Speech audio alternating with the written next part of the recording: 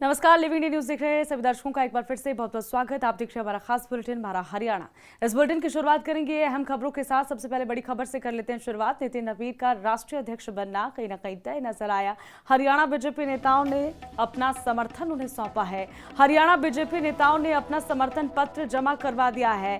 केंद्रीय मंत्री मनोहर लाल से अवनाभ सिंह सैनी मौजूद रहे। मंत्री अनिल विज समेत तमाम बड़े नेता इसमें शामिल रहे। तो खास जानकारी आपको दे रहे हैं। नितिन नवीन को यहां पर सभी ने समर्थन सौंपा है। सभी उन्हीं के पक्ष में नजर आए। हरियाणा बीजेपी के नेताओं ने अपना समर्थन सौंपा है। दिल्ली में आज अहम बैठक है। 2 दिवसीय हरियाणा के सीएम का भी वहां दौरा है। कई बड़े दिग्गज हरियाणा के दिल्ली में है। संगठन अपना जो है सभी ने अपना समर्थन पूरे संगठन ने सौंपा है। नितिन नवीन का राष्ट्रीय अध्यक्ष बनना कहीं ना कहीं तय नजर आया। तो मंत्री अनिल विज समेत तमाम नेता इसमें शामिल रहे।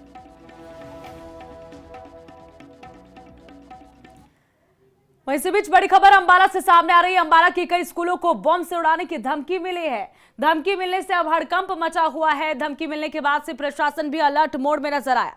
अंबाला के आर्मी एरिया स्थित स्कूल भी इसमें शामिल बताया जा रहा है। फिलहाल मौके पर जांच एजेंसियां जांच कर रही है, पड़ताल कर रही है।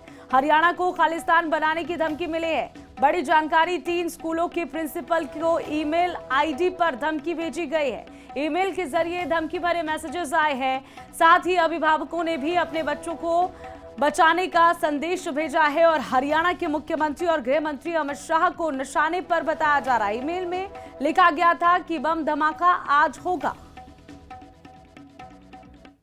8:22 पे एक ईमेल रिसीव हुआ और मैं डीएवी रिवर साइड से हूँ और उन्होंने थ्रेट दिया है बॉम्ब ब्लास्ट का और पुलिस को इन्फॉर्म कर दिया है।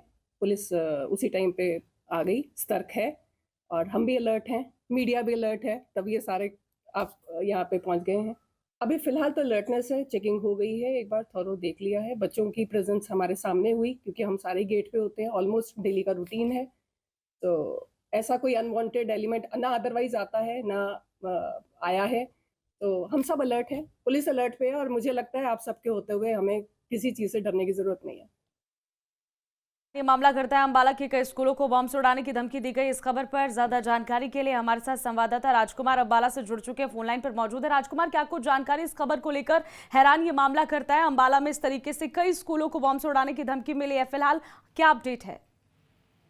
जी मियां, देखिए, ये इससे पूर्व भी जो है अंबाला में जब भी 15 अगस्त 26 जनवरी वगैरह के जो त्योहार आते हैं, नेशनल त्योहार आते हैं, अब इस पर जो है बम से उड़ाने की धमकियां दी जाती है। जैसे रेलवे स्टेशन को, एयरफोर्स स्टेशन सहित अन्य कई जगह को बम से उड़ाने की धमकियां दी गई थी। इसी प्रकार भी 1 सप्ताह पहले ही जैसे कि खबरें चली थी कि थाना बलदेव नगर में एक कार द्वारा जो है ब्लास्ट करने की कोशिश की गई थी, जो बच गए थे। और उसके बाद पुलिस ने और सुरक्षा एजेंसी ने, एनआईए ने 4 लोगों को उठाया और उससे पूछताछ चल रही है। इसी तरह आज सवेरे 8:11 पे अंबाला के 5 स्कूलों को जो है बम से उड़ाने की धमकी दी गई है और उन्होंने टाइम भी फिक्स कराया कि 2:11 पे जो है यहाँ से जो बम ब्लास्ट किया जाएगा, जिसके बाद सुरक्षा एजेंसियां जो है वो सतर्क हो गई है और बम स्क्वाड जो है और अन्य सुरक्षा एजेंसियां मौके पर पहुंची है। पुलिस भी मौके पर पहुंच गई है और उन्होंने जो है सारा खंगालना शुरू कर दिया और फिलहाल स्कूलों में जो है वो छुट्टियां भी की गई हैं। और इसके प्रिंसिपल्स का कहना है कि उन्होंने भी जो भी अंदर आना या जाने वाले रास्ते हैं उस पर जो है सुरक्षा खड़ी कर दी है।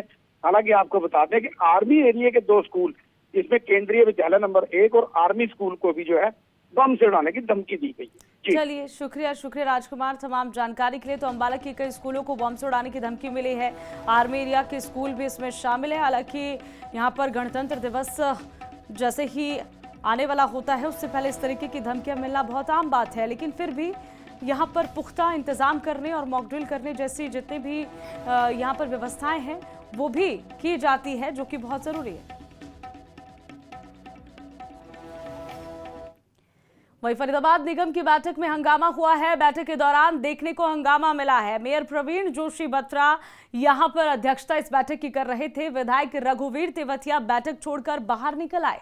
छोटी छोटी बातों पर हंगामा करना शुरू कर दिया गया। तेवतिया की तरफ से यह बयान भी सामने आया है, गुटबाजी कांग्रेस में नहीं बीजेपी में है, ये उनकी तरफ से कहा गया है। तो देखिए, आज बैठक थी जिसमें खूब हंगामा देखने को मिला है। फरीदाबाद निगम का यहाँ पर निगम की बैठक में हंगामा हुआ है। विधायक रघुवीर तेवतिया ने बैठक छोड़कर बाहर आने के बाद कई बातें कही। हमारे पिछला क्षेत्र के 7 गांव नगर निगम में आए हैं जी। उनमें हजारों करोड़ रुपए था पंचायतों में जी। क्योंकि 5 गांव में तो IMT में जमीन गई थी जी। और 2 गांवों की सेक्टरों में गई थी, मलेना साहूपुरा जी। और हमारा चंदावली मछगर सोतई मुजेरिया नवादा, ये IMT में गए थे। हजारों करोड़ रुपए गए थे, लेकिन लोग परेशान हैं क्योंकि धरातल पर कोई काम नहीं हो रहा है, आपस में लड़ रहे हैं। 1 घंटा हो गया, अभी शुरू नहीं हुई है। मैं तो 2 मिनट लेके अपनी बात कह के इसलिए जा रहा हूँ। तो देखिए, इस तरीके से यहाँ पर फरीदाबाद से खबर सामने आई है। निगम की बैठक में हंगामा देखने को मिला है और गुटबाजी कांग्रेस में नहीं बीजेपी में है, ये भी तेवतिया की तरफ से कहा गया है। इस खबर पर ज्यादा जानकारी के लिए हमारे साथ जितेंद्र बेनीवाल, हमारे संवाददाता फरीदाबाद से फोन लाइन पर जुड़ चुके हैं। जितेंद्र, क्या कुछ जानकारी है? गुटबाजी की खबरें सामने आ रही है, हालांकि इस बार हैरान ये मामला कर रहा है। आपस में कई नेता भी इस तरीके की बातें कह रहे हैं और अब तो तेवतिया की तरफ से भी कह दिया गया है कि बैठक में हंगामा हुआ है और गुटबाजी की वजह कांग्रेस नहीं बीजेपी है।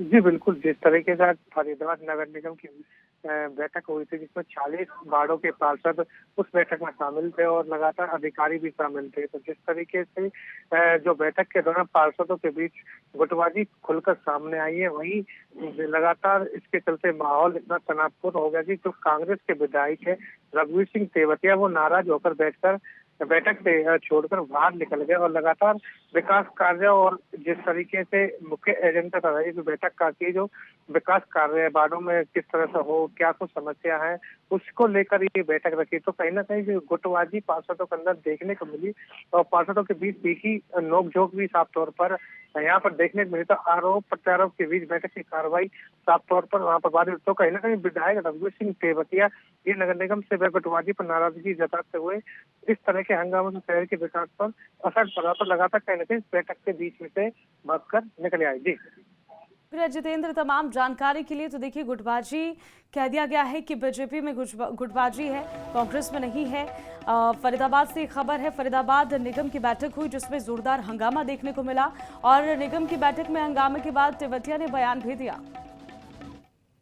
वहीं खबरों में आगे बढ़ेंगे। कांग्रेस प्रवक्ता नरेंद्र राज गांगड़वास का बयान सामने आया है। हरियाणा में बाहरी लोगों को नौकरियां देने पर उन्होंने कहीं ना कहीं ऐतराज जताया है और इसी के साथ ही 60 से 80% तक प्रदेश के बाहरी लोगों को नौकरियां दी जा रही है।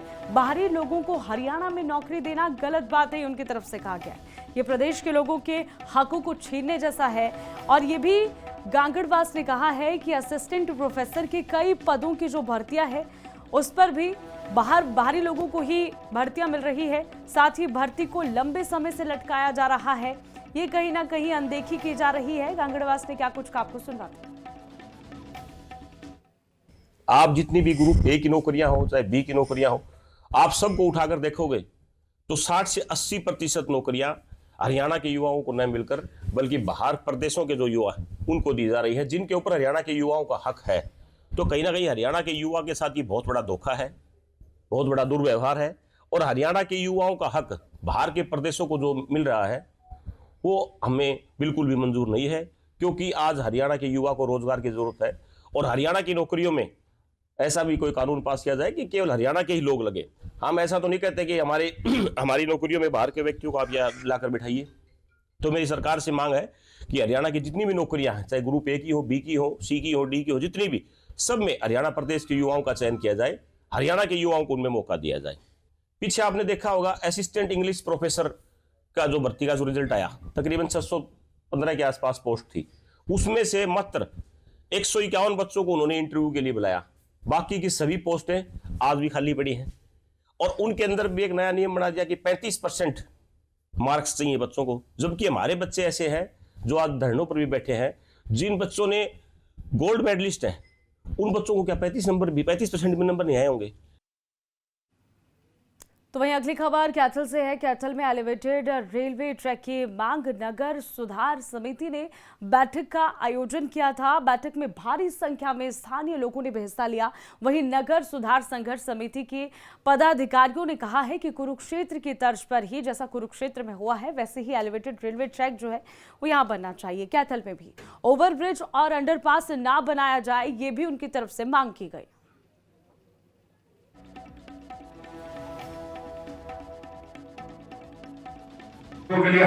अगर एलिवेटेड रेलवे ट्रैक कैथल के अंदर बनता है तो पूरे का पूरा शहर का सौंदर्यीकरण बढ़ता है। हजारों लोगों का जो आरओबी और अंडरपासों से रोजगार चला जाता है, प्रॉपर्टियां खत्म हो जाती है, कॉलोनियों का सौंदर्यीकरण खत्म हो जाता है। उस सारे नुकसान से, उस सारी बर्बादी से अगर बचने का रास्ता है तो केवल और केवल एलिवेटेड रेलवे ट्रैक है, जिसका उदाहरण हमारे रोहतक और कुरुक्षेत्र के अंदर आज बन चुका है। और उससे ये क्लियर सिद्ध होता है कि अगर एलिवेटेड रेलवे ट्रैक बनता है तो पूरा शहर बचता है, सौंदर्यीकरण बढ़ता है। और हमारी बार बार सरकार से यही गुहार है। हम बार बार नेताओं से, मुख्यमंत्री से इसकी गुहार लगा चुके हैं। और मुख्यमंत्री मनोहर लाल खट्टर ने मुख्यमंत्री होते हुए एलिवेटेड रेलवे ट्रैक बनाने की घोषणा 5 बार कैथल के अंदर की, परंतु मुख्यमंत्री सेंटर में चले गए और जो अधिकारी इस मुहिम को चलाए हुए थे उनकी डेपुटेशन कैंसिल होने की वजह से ये मामला अभी खटाई में पड़ा है। इसको संभालने की आवश्यकता है। अधिकारियों से हमारी जितनी अभी तक बातचीत हुई है उसमें उन्होंने पहले हमें बताया कि यह फिजिबल नहीं है। जैसे कि अभी मेरे बड़े भाई रघुवीर सिंह जी ने बताया आपको कि पहले ये 3 फाटकों के लिए एलिवेटेड था, पर अभी ये 5 फाटकों के लिए एलिवेटेड ट्रैक के लिए कार्य कर रहे हैं, जिसमें फिजिबल की कोई समस्या नहीं रही। सिर्फ जितनी समस्या थी वो हमारे पूर्व में मुख्यमंत्री रहे मनोहर लाल खट्टर जी ने कि जींद रोड पर जो फ्लाईओवर है वो समस्या थी और उन्होंने अधिकारियों को निर्देश दिए थे कि इसे डिसमेंटल कर दीजिए, पर आप एलिवेटेड के ऊपर ही कार्य कीजिए। और आज भी वो एलिवेटेड के ऊपर अपना बजट बना रहे हैं। उन्होंने अपनी प्रोजेक्ट रिपोर्ट तैयार कर ली है, पर एक राजनीतिक प्रभाव उनके ऊपर नहीं आ रहा है, जिसकी वजह से ये लैंगिंग ऑन हो रहा है, ठंडे बस्ते में जा रहा है कार्य। आज सभा बुलाने का या आप सब पत्रकार बंधुओं को बुलाने का हमारा मकसद यही था कि हमारी आवाज जन जन तक पहुंचे, सरकार तक पहुंचे। हिमाचल प्रदेश में किसान और बागवान परेशान हो गए हैं।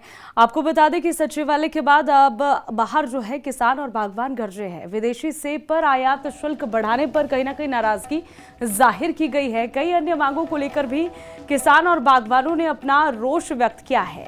न्यूजीलैंड सेब पर इंपोर्ट ड्यूटी घटाने से आक्रोश है बागवानों में। किसान बागवानों के सचिवालय को घेरने के बाद एससी के आदेशानुसार ही यहां पर लैंडलेस को जमीन देने पर अड़े हुए हैं हिमाचल के किसान और बागवान। हमने तय कर दिया है हम मंजिल की ओर पहुंचेंगे, चाहे ये सरकार हो या दिल्ली वाले हो। उनको हम 2 टुक शब्दों में कहना चाहते हैं, ना एफटीए चलने वाला है और ना वो चलने वाला है जो सुप्रीम कोर्ट का फैसला आया है, जिसने 16 तारीख महीना गुजर गया, कहा है कि आपको हिमाचल प्रदेश के अंदर गरीब को भूमि देनी होगी। लेकिन बड़े दुख से कहना पड़ रहा है, ना ये सरकार ना वो दिल्ली वाले इस देश के अंदर और हिमाचल प्रदेश के अंदर गरीब की परवाह नहीं कर रहे हैं। इसलिए हमारा आंदोलन चलने वाला है और वो वहां तक चलेगा जहां तक ये चाहते हैं। इसलिए हमारी कमजोरी ना समझे ये कि हम कमजोर है, हम सरकार का पूरा सामान रखते हैं, नहीं तो ये बैरिकेड तोड़ के अभी हम सेक्रेटेरिएट में होने थे। तो सचिवालय के बाहर गरजे हैं किसान और बागवान। 2 टूक चेतावनी यहां पर केंद्र सरकार और प्रदेश सरकार को दे दी गई है। इस खबर पर ज्यादा जानकारी के लिए योगराज हमारे संवाददाता शिमला से मौजूद है फोन लाइन पर। योगराज, क्या कुछ जानकारी है? किसान और बागवानों की तरफ से खुले तौर पर चेतावनी दे दी गई है कि इसी तरीके से प्रदर्शन जारी रहेगा अगर मांगे नहीं मानी गई तो? जी हाँ, बिल्कुल 14 सूत्रीय मांगों को लेकर किसान बागवान सचिवालय के बाहर धरने पर बैठे हैं। तकरीबन 4 घंटे से ये धरना प्रदर्शन चल रहा है और इस दौरान यातायात भी बाधित है शिमला शहर में, क्योंकि सड़क पूरी तरह से जाम कर दी गई है। सचिवालय के बाहर बिल्कुल धरने पर बैठे हैं किसान बागवान। साफ तौर पर किसानों बागवानों का कहना है कि हिमाचल प्रदेश में जो भूमिहीन किसान है, जिनके पास जमीन नहीं है, उनको 5 बीघा जमीन मुहैया करवाए सरकार, क्योंकि कोर्ट के आदेशों के बाद बेदखली की जा रही है किसानों की, जिनका सरकारी भूमि पर कब्जा है। तो ऐसे में 5 बीघा जमीन देने की यहाँ पर मांग हो रही है। इसके अलावा जो विदेशों से सेब हिमाचल या भारत में आयात होता है, उसमें जो आयात शुल्क है कि हाल ही में न्यूजीलैंड के साथ एक एग्रीमेंट भारत सरकार का हुआ है, उसमें जो आयात शुल्क है उसको 50 से घटाकर 25% कर दिया गया है, जबकि 100% किए जाने की यहाँ पर जो है वो किसानों बागवानों की डिमांड है। तो ऐसे में उसके खिलाफ भी ये यहाँ पर लामबंद हुए हैं किसान बागवान। बिल्कुल, लेकिन योगराज, कोई संज्ञान यहाँ पर नहीं आया है सुक्खू सरकार की तरफ से? सीएम सुखविंदर सिंह सुक्खू ने कोई बयान दिया हो या फिर किसी अन्य मंत्री ने? जी हाँ, बिल्कुल, अभी तक सरकार की तरफ से इसमें कोई जो है वो ना तो बयान आया है, ना ही कोई कदम उठाया गया है। हालांकि बीते दिनों मुख्यमंत्री ने ये जरूर कहा था कि इस मसले को केंद्र सरकार के साथ भी उठाया जाएगा, जो इम्पोर्ट ड्यूटी का मसला है। हाल ही में दिल्ली दौरे पर मुख्यमंत्री थे और इस दौरान वो मंत्री से मिले भी हैं, लेकिन एक डेलीगेशन यहाँ से जो है भेजा जाएगा, जो तमाम चीजों को जो है मंत्री के साथ साझा करेगा ताकि कोई रास्ता निकल सके। लेकिन साफ तौर पर बागवान अभी जो है वो अड़िग हैं अपनी मांगों को लेकर और सचिवालय के बाहर डटे हुए हैं। हालांकि सरकार की तरफ से अभी तक कोई पहल नहीं की गई है। ठीक है योगराज, शुक्रिया तमाम जानकारी के लिए, आपने तमाम जानकारी दी। तो ये देखिए, सचिवालय के बाहर किसान बागवान इकट्ठा हुए हैं अपनी मांगों को लेकर। दोहरी मार यहाँ पर किसानों और बागवानों पर पड़ रही है। विदेशी सेब पर आयात शुल्क बढ़ाने पर कहीं ना कहीं नाराजगी है। दूसरी तरफ पिछले 3 महीनों से हिमाचल प्रदेश में बर्फबारी और बरसात न होने के कारण किसान बागवान परेशान है। खबरों में आगे बढ़ेंगे। कुल्लू से अगली खबर है। कुल्लू में पटवारी पर जानलेवा हमला हुआ है। पटवारी भोप सिंह पर जानलेवा हमले का मामला। विधायक सुंदर सिंह ठाकुर ने अब कहीं ना कहीं पीड़ित से मुलाकात की है। आपको बता दें कि विधायक ने पीड़ित से पूरी वारदात की जानकारी ली है। इसी के साथ ही डीएसपी हेडक्वार्टर को भी पीड़ित के बयान दर्ज करवाने के आदेश दिए गए हैं। पटवारी भोप सिंह को न्याय मिलेगा, ये विधायक का कहना है। स्थानीय विधायक सुंदर सिंह ठाकुर अस्पताल पहुंचे और पटवारी से मुलाकात की। देखिए, ऐसा है, इस वक्त बात सिर्फ भूप सिंह जो एक सरकारी कर्मचारी अपने जो है ड्यूटी का निर्वहन करते हुए अपना काम कर रहा था, उसको न्याय दिलाने की है। एक जो है जितने आरोपियों को सजा दिलाने की बात है। बाकी जनरलाइज स्टेटमेंट किस ख्वाब में विपक्ष कह रहा है तो मुझे नहीं पता। विपक्ष को मान लेना चाहिए कि सरकार के पास मैंडेट 5 साल का है और वो सरकार अपना काम कर रही है, और एक जनरल स्टेटमेंट, एक स्वीपिंग स्टेटमेंट देने का एक विपक्ष की आदत होगी। मैं समझता हूँ कि डीएसपी अंदर बैठे हैं और जो वो चाह रहे थे कि डीएसपी से कम अधिकारी के सामने बयान नहीं देंगे और मैजिस्ट्रेट के सामने बयान देंगे, अभी उनके बयान चल रहे हैं और जो जो वो कहेंगे उसको बिल्कुल कागजों पे लाया जाएगा और आरोपियों को कड़ी सजा दी जाएगी। माननीय मुख्यमंत्री जी के चिट्टा पकड़ने के संकल्प को जिला कुल्लू पुलिस ने आगे बढ़ाते हुए आज 364 ग्राम चिट्टा जो है वो बरामद किया है।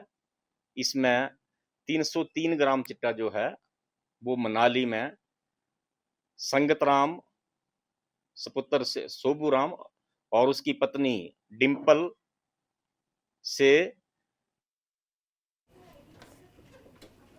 वही अब खबर है सोलन से। जिला सोलन के शहर के शांति बाईपास क्षेत्र में रात के अंधेरे में कुछ लोगों द्वारा कूड़ा डंप किया जा रहा है। खास बात यह है कि इस कूड़े के ढेर में नगर निगम सोलन के सूखे और गीले कचरे वाले बैग भी नजर आ रहे हैं, यानी कि दोनों कचरा एक ही साथ फेंका जा रहा है। ऐसे में स्वच्छ शहर समृद्ध शहर के जो दावे किए जाते हैं, जो नारे लगाए जाते हैं नगर निगम सोलन के लोगों के बीच, यहाँ पर गंदगी यहाँ पर फैली जा रही है। ये कहा जा सकता है कहीं ना कहीं उन दावों की पोल भी खुलती नजर आ रही है। तो यहाँ पे पिछले 4-5 महीनों से कूड़ा फेंका जा रहा है लगातार रात को। अब ये आइडिया नहीं लग पा रहा कि किसने ये कूड़ा फेंका, किसने नहीं फेंका, बट इसमें ज़्यादातर कट्टे सोलन नगर निगम के दिखाई दे रहे हैं जो ग्रीन कलर वाले हैं जी। तो और इस कूड़े को जो है सीधा नदी में फेंका जा रहा है और ये नदी का जो पानी है आगे जाता है शुनी यूनिवर्सिटी के से आगे जाके और अपना गिरी नदी में जाके मिल जाता है।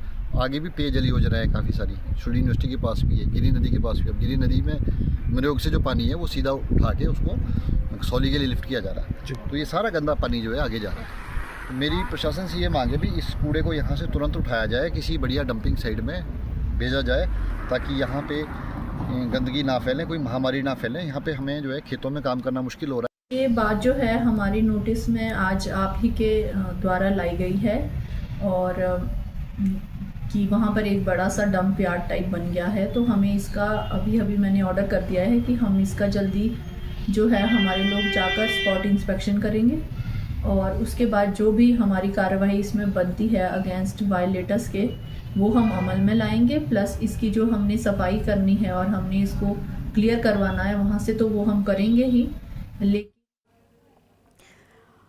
तो देखिए, सोलन में कूड़े का ढेर लग चुका है, कहीं ना कहीं अब संज्ञान लिया जाएगा। फिलहाल इस बुलेटिन में इतना ही। मुझे दीजिए इजाजत, देखते रहिए लिविंग इंडिया न्यूज़।